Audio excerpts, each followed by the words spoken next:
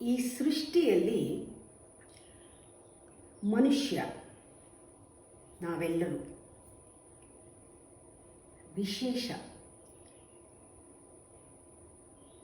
ಎಷ್ಟು ವಿಶೇಷ you cannot explain. ಅಷ್ಟು ಸ್ಪೆಷಲ್. ಸೃಷ್ಟಿಯಲ್ಲಿ ಮನುಷ್ಯ ವಿಶೇಷ. ಜೊತೆಗೆ ವಿಶೇಷತೆಯ ಜೊತೆಗೆ ಒಂದು ಕೊರತೆ ಇದೆ, ಮನುಷ್ಯನ ಕೊರತೆ. ಈ ವಿಶೇಷತೆ ಕೊರತೆ ಎರಡನ್ನ ಇವತ್ತು ನೋಡೋಣ.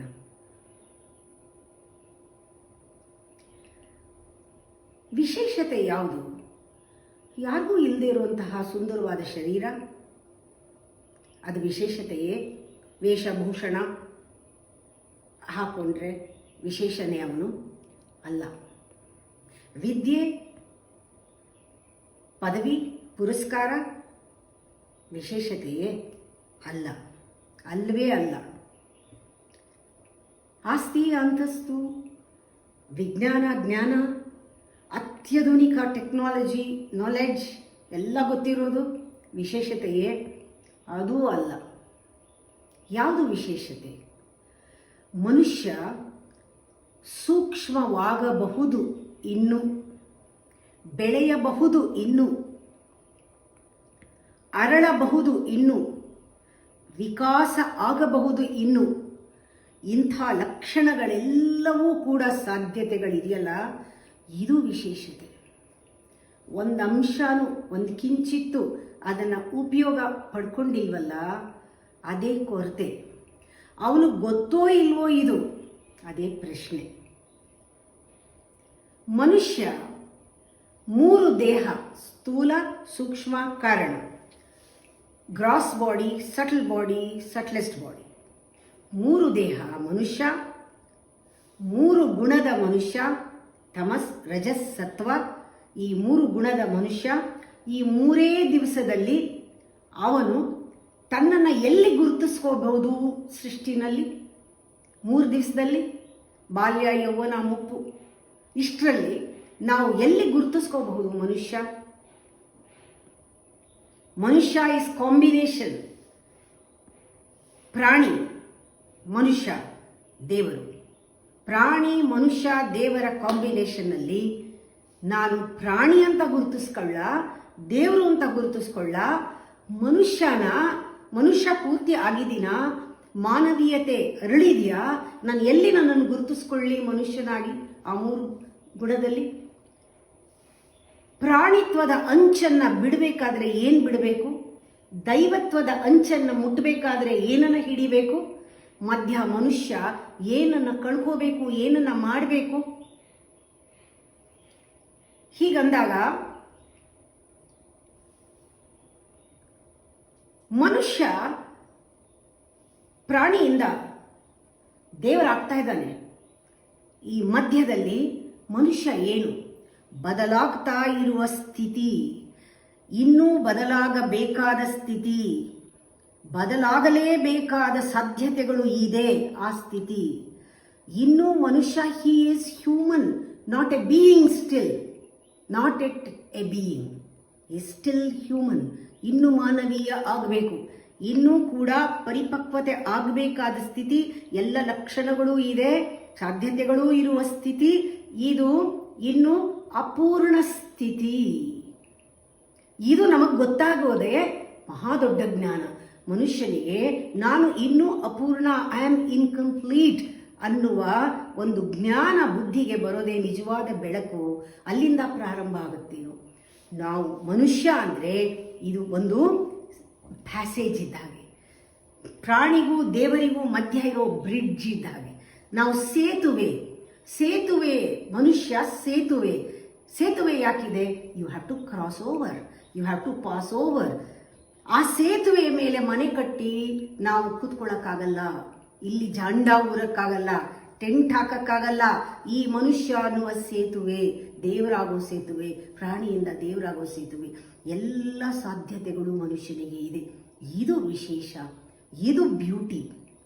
ಇವನಿಗೆಲ್ಲ ಪಾಸಿಬಿಲಿಟಿ ಇದೆ, ಇವನಿಗೆಲ್ಲ ಲಕ್ಷಣ ಇದೆ, ಇವನಿಗೆಲ್ಲ ಸಾಮಗ್ರಿಗಳಿದೆ. ದೇವರಾಗೋದು, ಬೆಳೆಯೋದು, ಎಲ್ಲ ಲಕ್ಷಣಗಳು ಇದೆ. ಹಿ ಕ್ಯಾನ್ ಸರ್ಪಾಸ್ ಹಿಮ್ಸೆಲ್ಫ್ ಅಂತ ಸ್ಥಿತಿ ಇದೆ ಇವನಿಗೆ. ಅವನು ಹೋಗಬಹುದು, ಆದರೆ ಅವನು ಯೋಚನೆ ಮಾಡ್ತಾ ಇದ್ದಾನೆ. ಎಷ್ಟೋ ಸೆಂಚುರೀಸ್, ನೂರಾರು ವರ್ಷದಿಂದ ಯೋಚನೆ ಮಾಡ್ತಾ ಇದ್ದಾನೆ ಹೇಗೆ ಹೋಗೋದು ಅಂತ. ಯೋಚನೆ ಮಾಡಿದ್ರೆ ಆಗಲ್ಲ, ಇನ್ನೂ ಪಜಲ್ ಆಗತ್ತೆ. It has become impossible. ಕೇಳಿ ಬುದ್ಧಿವಂತರನ್ನ, ಆಗಲ್ಲ, ನಾವಿಷ್ಟೇ ತೋರಿಸಿ ಹೇಗಾಗೋದು, ದೇವರು ಪ್ರೂವ್ ಮಾಡಿ, ಇದನ್ನು ತೋರಿಸ್ಕೊಡಿ, ಆಗಲ್ಲ, ಅದು ಸಾಧ್ಯ ಇಲ್ಲ. ನಮ್ಮ ಬುದ್ಧಿಗೆ ಎಷ್ಟು ಕಾಣ್ತಾ ಇದೆ, ನನ್ನ ಬುದ್ಧಿಗೆ ಏನು ತೋಚ್ತಾ ಇದೆ, ನಾನು ಏನು ಗ್ರಹಿಸಬಲ್ಲೆ ಇಂದ್ರಿಯಗಳಿಂದ, ಅಷ್ಟೇ ಪ್ರಪಂಚ. ಸುಮಾರು ಒಂದು 400 ವರ್ಷಗಳಿಂದ ನಮಗೆ ಹೇಳಿ ಹೇಳಿ ಮನುಷ್ಯನಿಗೆ ರಕ್ತದಲ್ಲೂ ಹೊಟ್ಟೋಗಿದೆ, ನೀನ್ ಪ್ರಾಣಿ, ನೀನ್ ಪ್ರಾಣಿ, ನೀನ್ ಪ್ರಾಣಿ, ನೀನು ಪ್ರಾಣಿ, ಮನುಷ್ಯ ಪ್ರಾಣಿ ಅಂತ ಹೇಳಿ ಹೇಳಿ ಅದು ರಕ್ತದಲ್ಲಿ, ಬೋನ್ ಮ್ಯಾರೋನಲ್ಲೂ ಹೊಟ್ಟೋಗಿದೆ. ವಿಜ್ಞಾನ ಎಕ್ಸ್ಪರಿಮೆಂಟ್ ಮೇಲೆ ಎಕ್ಸ್ಪರಿಮೆಂಟು, ಪ್ರಯೋಗದ ಮೇಲೆ ಪ್ರಯೋಗ ಮಾಡಿ ಇಲಿ, ಬೆಕ್ಕು, ನಾಯಿ ಎಲ್ಲದರ ಮೇಲೆ ಪ್ರಯೋಗ ಮಾಡಿ ಮನುಷ್ಯ ಪ್ರಾಣಿ ಅಂತ ನಿರ್ಧಾರ ಮಾಡಿ 400-500 ವರ್ಷದಿಂದ ಪ್ರಚಾರ ಮಾಡಿರೋದ್ರಿಂದ ನಮ್ಮೊಳಗೆ ಸೇರ್ಕೊಂಡ್ಬಿಟ್ಟಿದೆ ನಾನು ಮನುಷ್ಯ ಪ್ರಾಣಿ ಅಂತ. ಇದು ಲೋವರ್ ಡಿನಾಮಿನೇಷನ್, ಮನುಷ್ಯರನ್ನ ನೋಡೋದು ಲೋವರ್ ಡಿನಾಮಿನೇಷನ್ನಲ್ಲಿ ಪ್ರಾಣಿ ಅಂತ. ಆದರೆ ನಮ್ಮ ಧರ್ಮ, ರಿಲಿಜನ್ ಏನು ಹೇಳುತ್ತೆ, ಸನಾತನವಾದ ಒಂದು ಶಾಸ್ತ್ರ ಏನು ಹೇಳುತ್ತೆ, ಗುರುಗಳೇನು ಹೇಳ್ತಾರೆ, ಮುನಿಗಳೇನು ಹೇಳ್ತಾರೆ, ಋಷಿಗಳೇನು ಹೇಳ್ತಾರೆ, ಏನು ಅನುಭವದಲ್ಲಿ ನಮ್ಗೆ ಹೇಳ್ತಾ ಇದ್ದಾರೆ, ಪ್ರಾಣಿಯೋ ಪ್ರಾಣಿ ಅಲ್ಲ ದೇವರು ಅಂತ, ಗಿಡಮರ ದೇವರು ಅಂತ, ಎಲ್ಲ ಕಡೆನೂ ದೈವತ್ವ ತುಂಬಿದೆ ಅಂತ, ದೈವರಿರೋ ಇಲ್ಲದೆ ಇರೋ ಜಾಗನೇ ಇಲ್ಲ ಅಂತ, ನಿನ್ನ ಒಳಗೂ ಹೊರಗೂ ಆವರಿಸ್ಕೊಂಡಿರೋದೆಲ್ಲ ದೈವತ್ವನೇ, ಪರಿಪೂರ್ಣ ದೈವತ್ವ. ಅದಕ್ಕೆ ನನಗೆ ತುಂಬ ಪ್ರೀತಿ. ಎಳ್ಳು ಕೊನೆಯು ಮುಳ್ಳು ಮನೆಯು ಎಲ್ಲೂ ಬಿಡದೆ ಒಳಗೂ ಹೊರಗೂ ಎಲ್ಲ ಠಾವಿನಲ್ಲೂ ಚಿನ್ಮಯನಿದ್ದಾನೆ. ನಿನ್ನಿಂದ ಪ್ರಾರಂಭ ಮಾಡು, ನೋಡ್ಕೋ. ದಿಸ್ ದ ಹೈಯೆಸ್ಟ್ ಡಿನಾಮಿನೇಟರ್ನಲ್ಲಿ ಮನುಷ್ಯನನ್ನು ನೋಡೋದು, ಪ್ರಾಣಿ ಅಂತಲ್ಲ. ಆ ರೀತಿ ಬದಲಾಗು ನೀನು. ಆದರೆ ಆ ವಿಜ್ಞಾನದ ಪರಿಣಾಮ, ಅದರ ಇನ್ಫ್ಲೂಯೆನ್ಸ್ ನಮ್ಮ ಬುದ್ಧಿ ಮೇಲೆ ಎಷ್ಟಾಗಿದೆ ಅಂದರೆ, ಎಷ್ಟೇ ನಾವು ಡಿಗ್ರಿ ತಗೊಂಡಿರಲಿ, ಎಷ್ಟೇ ಓದಿರಲಿ, ಎಷ್ಟೇ ಟೆಕ್ನಾಲಜಿಗಳನ್ನು ಬಳಸ್ತಾ ಇರಲಿ, ಆದರೆ ನಮ್ಮ ವಿಶೇಷತೆ ಏನು, ನಾವು ಇದರಿಂದ ನಮ್ಮ ವ್ಯಕ್ತಿತ್ವದ ಮೀರಿ, ನಮ್ಮ ಮನಸ್ಸನ್ನು ಮೀರಿ ಹೋಗಿಲ್ಲ. You can go to unknown dimension, ಹೋಗೋಕ್ಕೆ ಯು ಕ್ಯಾನ್ ಸರ್ಪಾಸ್. ಆ ಹ್ಯೂಮನ್ನೆಸ್ಸಿಂದ ಡಿವಿನಿಟಿಗೆ ಹೋಗೋಕ್ಕಾಗತ್ತೆ, ಬುದ್ಧ ಆಗಕ್ಕಾಗತ್ತೆ.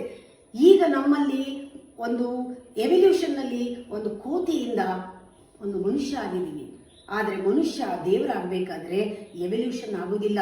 ನೀನು ಡೆಲಿಬರೇಟ್ ಆಗಿ ಮನಸ್ಸು ಮಾಡಿ ಜಂಪ್ ತಗೋಬೇಕು, ಒಂದು ಲೀಪ್ ತಗೊಂಡ್ರೆ ಅದು ಖಂಡಿತ ಸಾಧ್ಯ. ಆದರೆ ಕೆಲವರು ಯಾರೂ ಮಾಡ್ತಾ ಇಲ್ಲ ಅಂತಲ್ಲ, ಎಷ್ಟೋ ಜನ ಮಾಡ್ತಾ ಇದ್ದಾರೆ. ಆದರೆ ಪ್ರಪಂಚಕ್ಕೆ ಹೇಗೆ ಕಾಣ್ತಾ ಇದೆ, ಯಾರು ತೃಪ್ತಿಯಿಂದ ಇರ್ತಾರೋ, ಯಾರು ಗ್ರೀಡಿನೆಸ್ ಇಲ್ವೋ, ಎಲ್ಲ ಹಂಚ್ತಾರೋ, ಕೊಡ್ತಾರೋ, ಪ್ರೀತಿಸ್ತಾರೋ, ಎಲ್ಲರನ್ನೂ ಇನ್ಕ್ಲೂಡ್ ಮಾಡ್ಕೊಳ್ತಾರೋ, ಸೇರಿಸ್ಕೊಳ್ತಾರೋ, ಸಹಾಯ ಮಾಡ್ತಾರೋ, ಪ್ರಪಂಚನ ಮಗು ಥರ ನೋಡ್ಕೋತಾರೋ, ಇವ್ರನ್ನೆಲ್ಲ ಜನ ಏನಂತಾರೆ ಅಂದರೆ ಪೆದ್ದು ಅಂತಾರೆ, ಬುದ್ಧಿ ಇಲ್ಲದೆ ಇದ್ದವರು ಅಂತಾರೆ. ಇವ್ರಿಗೆ ಕೆಲಸವಿಲ್ಲ ಅಂತ ಹೇಳ್ತಾರೆ. ಇವ್ರನ್ನ ಕತ್ತೆ ಅಂತ ಕರೀತಾರೆ, ಗೂಬೆ ಅಂತ ಕರೀತಾರೆ, ನಾಯಿ ಅಂತ ಕರೀತಾರೆ, ಇವ್ರನ್ನ ಕುದುರೆ ಅಂತಾರೆ, ಪ್ರಾಣಿಗಳಿಗೆ ಹೋಲಿಸ್ತಾರೆ. ಇಂಥವ್ರನ್ನ ಇವ್ರಿಗೇನು ಗೊತ್ತಾಗಲ್ಲ ಪಾಪ, ಅಮಾಯಕರು, ಬುದ್ಧಿ ಇಲ್ಲ, ಇವ್ರಿಗೇನು ಪ್ರಪಂಚ ಜ್ಞಾನ ಗೊತ್ತಿದೆ ಅಂತ ಹೇಳ್ತಾರೆ. ಆದರೆ ಇದು ನಾನು ಹೇಳಿದ್ದನ್ನೆಲ್ಲನೂ ತೃಪ್ತಿಯಿಂದ ಇರೋದು, ಕಾಮ ಕ್ರೋಧಾದಿಗಳು ಇಲ್ಲದೆ ತೃಪ್ತಿಯಿಂದ, ಶಾಂತಿಯಿಂದ, ಸಹನೆಯಿಂದ, ದಯೆಯಿಂದ, ಕರುಣೆಯಿಂದ ಇದ್ದಾಗ ಅಂಥವರು ನೋಡಕ್ಕೆ ಕಾಣಿಸಲ್ಲ. ಅವರ ಒಳಗಡೆ ಎದ್ದಂತಹ ಕ್ಷೋಭೆಗಳನ್ನು, ಹೊರಗಡೆಯಿಂದ ಅಲ್ಲ ಒಳಗಡೆ ಎದ್ದಂತಹ ಕ್ಷೋಭೆಗಳನ್ನು ಫೈರ್ ಬ್ರಿಗೇಡ್ ಥರ ಎದುರಿಸ್ಬಿಡ್ತಾರೆ. ಅದೇ ಶಮ. ಹೊರಗಡೆಯಿಂದ ಡಿಸ್ಟರ್ಬ್ ಆಗೋದನ್ನ ವಾಲ್ ಥರ ನಿಂತ್ಕೊಳ್ತಾರೆ. ದಮ, ಶಮ, ದಮವನ್ನು ಪಡ್ಕೊಂಡಂಥ ಸ್ವಾತಂತ್ರ್ಯರು, ಒಳಗೂ ಸ್ವಾತಂತ್ರ್ಯ ಇರೋರು ಇವತ್ತು ಇದ್ದಾರೆ, ಈಗಲೂ ಇದ್ದಾರೆ. ಆದರೆ ಕಣ್ಣು ಕಾಣಿಸಲ್ಲ, ಅವರನ್ನು ಗುರುತಿಸೋಕ್ಕಾಗಲ್ಲ. ಯಾಕೆ ಅಂದರೆ ಹೊರಗಡೆಯಿಂದ ನೋಡಿದ್ರೆ ದೇ ಡೋಂಟ್ ಸೀಮ್ ಸ್ಪಿರಿಚುವಲ್. ಒಳಗಡೆ ಸ್ಪಿರಿಚುಯಾಲಿಟಿ ಇರೋದು, ಹೊರಗಡೆಯಿಂದ ಕಾಣ್ತಾ ಇಲ್ಲ. ಒಳಗಡೆ ಇರೋ ಆಕಾಶ, ಒಳಗಡೆ ಇರೋ ಪರಬ್ರಹ್ಮ, ಒಳಗಡೆ ಇರೋ ಬ್ರಹ್ಮಾಂಡ, ಒಳಗಡೆ ಇರೋ ಸಪ್ತಸಾಗರ, ಇದೆಲ್ಲವೂ ಕೂಡ ಅಬ್ಸ್ಟ್ರಾಕ್ಟ್ ಅಂತ ನಂಬದೇ ಇರೋ ಬುದ್ಧಿವಂತರು ಎಷ್ಟೋ ಮಿಸ್ ಮಾಡ್ಕೊಳ್ತಾ ಇದ್ದಾರೆ. ಅವರಿನ್ನೂ ಇನ್ಕಂಪ್ಲೀಟ್ ಸ್ಟೇಜಲ್ಲೇ ಇದ್ದಾರೆ. ಹಿ ಕ್ಯಾನ್ ಸರ್ಪಾಸ್ ಅಂತ ಹೇಳಿಲ್ವಾ? ಆ ಇನ್ನೂ ಮಾನವೀಯತೆಯೇ ಪೂರ್ತಿ ಬಂದಿಲ್ಲ. ಇನ್ನು ಪ್ರಾಣಿತ್ವ ಇದೆ. ಎಲ್ಲಿವರೆಗೂ ಅವರಲ್ಲಿ ಪ್ರಾಣಿತ್ವ ತುಂಬಿದೆ, ಅವರು ಯಾಚಿಸ್ತಾರೆ ಶಕ್ತಿಯನ್ನ, ಬೇಡ್ತಾರೆ ಶಕ್ತಿಯನ್ನ. ಯಾವಾಗ ತಮಸ್ಥಿತಿಯಲ್ಲಿ ಇರ್ತಾರೆ, ಕಿತ್ಕೊಳ್ತಾರೆ ಎಲ್ಲರಿಂದ ಶಕ್ತಿಯನ್ನ, ಬೇರೆಯವ್ರನ್ನ ದುರುಪಯೋಗ ಮಾಡ್ಕೊಳ್ತಾರೆ. ಯಾವಾಗ ಸತ್ವ ಇದೆ, ಅವರು ಕೊಡ್ತಾರೆ. ಯಾಚಿಸೋದಕ್ಕೂ ಕಿತ್ಕೊಳ್ಳೋದಕ್ಕೂ ಕೊಡೋದಕ್ಕೂ ಎಷ್ಟು ವ್ಯತ್ಯಾಸ. ಆ ಕೊಡುವ ಕ್ವಾಲಿಟಿ ಇದೆಯಲ್ಲ, ಅದು ನಿಜವಾಗ್ಲೂ ಅಬಂಡೆಂಟ್ ಆಗಿದ್ರೆ ಮಾತ್ರ ಸಾಧ್ಯ, ಅದು ಒಳಗಡೆ ಹೋಗಿದ್ರೆ ಮಾತ್ರ ಸಾಧ್ಯ. ಇವಾಗ ಈ ಅಂಚಿಂದ ಈ ಅಂಚಿಗೆ ಹೋಗಕ್ಕೆ, ಪ್ರಾಣಿ ಅಂಚಿಂದ ಆ ಒಂದು ದೈವತ್ವದ ಅಂಚಿಗೆ ಮುಟ್ಟಕ್ಕೆ, ಇದನ್ನು ಬಿಟ್ಟು ಅದನ್ನು ಹಿಡ್ಕೊಳ್ಳಕ್ಕೆ ಮಾತು ಮೌನ ಆಗಬೇಕು. ಮಾತು ಮೌನ ಆಗಬೇಕು. ತಲೆಹರಟೆ ಇದೆಯಲ್ಲ, ಅದು ಹೃದಯ ಮಿಡಿಬೇಕು. ತಲೆಹರಟೆ ಹೋಗಿ ಹೃದಯ ಮಿಡಿಬೇಕು. ಲಾಜಿಕ್ ತಲೆಹರಟೆ ಅಂದರೆ. ಹಾಗೇನೆ ಮೋಹ ಅಲ್ಲಿ ಹೋಗಿ ಪ್ರೇಮ ಬರಬೇಕು. ಹೊರಗಿಂದ ಒಳ ಹೋಗಬೇಕು. ಆ ಪೆರಿಫೆರಿಯಿಂದ, ಸರ್ಫೇಸಿಂದ ಸೆಂಟರ್ಗೆ ಬರಬೇಕು. ನಮ್ಮಲ್ಲಿ ಆ ರಿಯಾಕ್ಷನ್ ಇಂದ ರೆಸ್ಪಾನ್ಸ್ ಬರಬೇಕು. ಎವಲ್ಯೂಷನ್ ಇಂದ ರೆವಲ್ಯೂಷನ್ ಆಗಬೇಕು. ಜಂಪ್ ತಗೋಬೇಕು, ಲೀಪ್ ತಗೋಬೇಕು. ಮನುಷ್ಯ ದೇವರಾಗಬೇಕು. ಅದೊಂದೇ ದಾರಿ. ಆಗಕ್ಕಾಗತ್ತೆ, ಆಗಬೇಕು. ಇವಾಗ ಮನುಷ್ಯ ಪ್ರಾಣಿ ಕಾಂಬಿನೇಷನ್ ಅಲ್ಲಿ ಜೀವನ ನಡೀತಾ ಇರೋಕ್ಕೂ, ಮನುಷ್ಯ ದೇವರು ದೈವತ್ವ ಕಾಂಬಿನೇಷನ್ ಅಲ್ಲಿ ಜೀವನ ನಡೆಯೋಕ್ಕೂ ನೋಡಿ, ಆ ಪ್ರಪೋರ್ಷನ್ ನಲ್ಲಿ ಅವನಲ್ಲಿ ಗುಣ ಪರಿವರ್ತನೆ, ಟ್ರಾನ್ಸ್ಫಾರ್ಮೇಷನ್ ಆಗಬೇಕು. ಇದು ಸೈಕೋಸೊಮ್ಯಾಟಿಕ್ ಲೆವೆಲ್ ಇಂದ ಸೈಕೋ ಸ್ಪಿರಿಚುವಲ್ ಲೆವೆಲ್ಗೆ ಆ ಚೇಂಜಸ್ ನಾವು ನೋಡಬೇಕು. ಇದು ಯಾವಾಗ ಇದರಿಂದ ಆಚೆ ಬರಬೇಕು ನೋಡೋಣ. ಇಬ್ಬರನ್ನ ಸೈಂಟಿಸ್ಟ್ ನಿಲ್ಲಿಸ್ಬಿಟ್ಟು ಈ ಕಡೆ ಮಿಸ್ಟೇಕ್ ಆರ್ ಯೋಗಿನ ನಿಲ್ಲಿಸಿ ಒಂದು ಪರೀಕ್ಷೆ ನೋಡೇ ಬಿಡೋಣ. ಒಂದು ಸುಂದರವಾದ ತಾವರೆ ಹೂವನ್ನು, ಈಗಲೇ ಫ್ರೆಶ್ ಆಗಿ ತಾಜಾ ತಾವರೆ ಹೂವನ್ನು ಒಂದು ವಿಜ್ಞಾನಿ ಕೈಯಲ್ಲಿ, ಸೈಂಟಿಸ್ಟ್ ಕೈನಲ್ಲಿ ಕೊಡಿ. ಅವನು ಯಾವ ರೀತಿ ಆಲೋಚನೆ ಮಾಡ್ತಾನೆ, ಅವನ ಮನೋಧರ್ಮ ಏನು, ಅವನ ದೃಷ್ಟಿಕೋನ ಏನು, ಅವನದನ್ನು ನೋಡಿದ ತಕ್ಷಣ ಹೇಳ್ತಾನೆ, ಕನ್ಕ್ಲೂಡ್ ಮಾಡ್ತಾನೆ, ಸರ್ಟಿಫಿಕೇಟ್ ಕೊಡ್ತಾನೆ, ಇದು ಕೆಸರಿಗೆ ಸಂಬಂಧಪಟ್ಟಿದ್ದು, ಇದರ ಕೆಸರಿನ ಭಾಗ ಇದು ಅಂತ ಹೇಳ್ತಾನೆ. ಆದರೆ ಒಂದು ಯೋಗಿಗೆ, ಜ್ಞಾನಿಗೆ ಒಂದು ಮಣ್ಣನ್ನು, ಕೆಸರನ್ನ ಒಂದು ಹಿಡಿ ತಗೊಂಡೋಗಿ ಕೊಡಿ, ಅವನು ಕಣ್ಣು ಗೊತ್ಕೊಂಡು ಇದು ಮೃತ್ಯುಕೆ ಅಂತಾನೆ, ಇದರಲ್ಲಿ 1000 ತಾವರೆ ಅರಳತ್ತೆ ಅಂತ ಅವನು ಮುಂದಿನ ಆ ವಿಷನ್ನ ನೋಡ್ತಾನೆ. ಇವನ್ ದೃಷ್ಟಿನ ನೋಡಿ ಯಾವ ಥರ ಅಂತ. ಅವನು ಹೇಳ್ತಾನೆ, ಈ ದೇಹನೂ ಕೂಡ ನಿನ್ನ ಈ ಕೆಸರು ಥರನೇ, ಮಣ್ಣಿನ ಕಾಯ, ಇದನ್ನು ರಿಜೆಕ್ಟ್ ಮಾಡಬೇಡ, ಇದ್ರ ಒಳಗಡೆ ಸಹಸ್ರಾರ ಅರಳತ್ತೆ, ದೈವತ್ವ ಮೂಡುತ್ತೆ, ಸೌರಭ ಬರುತ್ತೆ, ಇದನ್ನ ಅನುಭವಿಸು, ಇದನ್ನ ರಿಜೆಕ್ಟ್ ಮಾಡಬೇಡ. ಬಾಡಿ ಮಾತ್ರ ಅಲ್ಲ ಇದು, ಇಟ್ ಈಸ್ ಇನ್ಫಿನೈಟ್ ಇನ್ಸೈಡ್ ಅಂತ ಯೋಗಿ ಹೇಳ್ತಾನೆ. ಈ ಒಂದು ಜ್ಞಾನ, ಋಷಿ ಪರಂಪರೆ ಜ್ಞಾನ ನಮ್ಮಲ್ಲಿ ಇದೆ. ನಾವು ಅದನ್ನು ಬೆಳೆಸ್ಕೋಬೇಕು. ಅದು ಯಾವತ್ತು ಪ್ರಾರಂಭ ಆಗುತ್ತೆ? ಬುದ್ಧಿವಂತರಿಂದನೇ ಪ್ರಾರಂಭ ಆಗಬೇಕು. ಬುದ್ಧಿವಂತರಿಗೆ ಗೊತ್ತಾಗಬೇಕು ಅವ್ರ ಇನ್ಕಂಪ್ಲೀಟ್ನೆಸ್ ಏನಿದೆ. ಆ ಬ್ರಿಡ್ಜ್ ಮೇಲೆ ನಿಂತಿದ್ದೀನಿ ನಾನು ಹೋಗಿ ತಲುಪಬೇಕು. ಇದು ಕೇವಲ ಪ್ಯಾಸೇಜ್. ಇದು I have to surpass my self.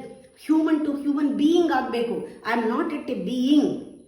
ಒಂದು ಬೀಯಿಂಗ್, ಒಂದು ಅಸ್ತಿತ್ವ ಇದೆ ಕಲ್ಲಿಗೆ. ಕಲ್ಲು ಈ ಜನ್ಮದಲ್ಲಿ ಬದಲಾಗಲ್ಲ, ನಾಯಿ ಬದಲಾಗಲ್ಲ, ರೋಸ್ ಗಿಡ ಬದಲಾಗಲ್ಲ, ಗುಲಾಬಿ ಗಿಡ ಬದಲಾಗಲ್ಲ, ಸಿಂಹ ಬದಲಾಗಲ್ಲ. ಅದಷ್ಟೇ ಇರೋದು. ಮನುಷ್ಯ ಬದಲಾಗಬಹುದು. ಅದೇ ವಿಶೇಷ.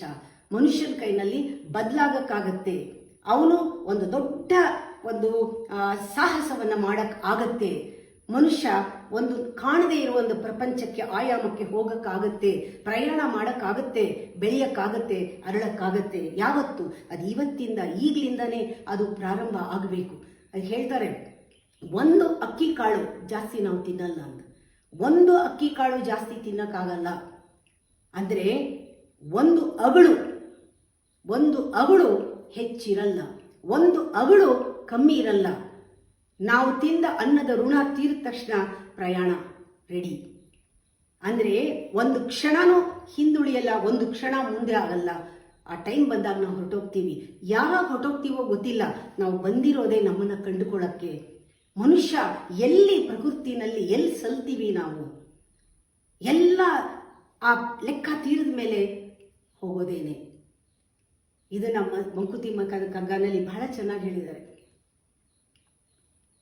ಒಂದಗಳು ಹೆಚ್ಚಿರೋದು, ಒಂದಗಳು ಕೊರೆ ಇರೋದು, ಅಂದರೆ ಕಮ್ಮಿ ಇರೋದು. ಒಂದಗಳು ಕಮ್ಮಿ ಇರಲ್ಲ. ತಿಂದ ನಿನ್ನ ಅಣ್ಣ ಋಣ ತೀರುವ ತನಕ ಆಮೇಲೆ ಪ್ರಯಾಣ ಮುಂದಕ್ಕೆ ಹೋಗಬೇಕು ನೀನು. ಒಂದು ಕ್ಷಣ ಹಿಂದೆ ಇಲ್ಲ, ಒಂದು ಕ್ಷಣ ಮುಂದೆ ಕಾಯೋದಿಲ್ಲ. ಲೆಕ್ಕ ಸಂದುವುದು ಮುಗಿದ ತಕ್ಷಣ ನಾವು ಹೊರಡಬೇಕು ಅಂತ. ಯಾವಾಗ ಹೊರಡ್ತೀವೋ ಗೊತ್ತಿಲ್ಲ, ಆದರೆ ಈ ಜನ್ಮದಲ್ಲಿ ಬಂದಿದ್ದು ಯಾಕೆ ಅಂದರೆ, ಈ ಒಂದು ಪ್ರಕೃತಿಯಲ್ಲಿ, ಈ ಸೃಷ್ಟಿಯಲ್ಲಿ, ಈ ಮನುಷ್ಯ ಅಂದಾಗ ನಾನು ಎಲ್ಲಿ ಸಲ್ತೀನಿ, ನಾನು ಪ್ರಾಣಿ ಆಗ್ತೀನಾ, ನಾನು ದೇವರಾಗ್ತೀನಾ, ಅಥವಾ ಇನ್ನೂ ಈ ಬ್ರಿಡ್ಜ್ ಮೇಲೆ ಓಡಾಡಿಕೊಂಡು ಭೂತ ಥರ ಮತ್ತೆ ಮತ್ತೆ ಬರ್ತಾ ಇರ್ತೀನಾ, ಇದನ್ನು ಚಿಂತೆ ಮಾಡಬೇಕು. ಮುಂದುವರಿಸ್ತೀನಿ ನಾಳೆ.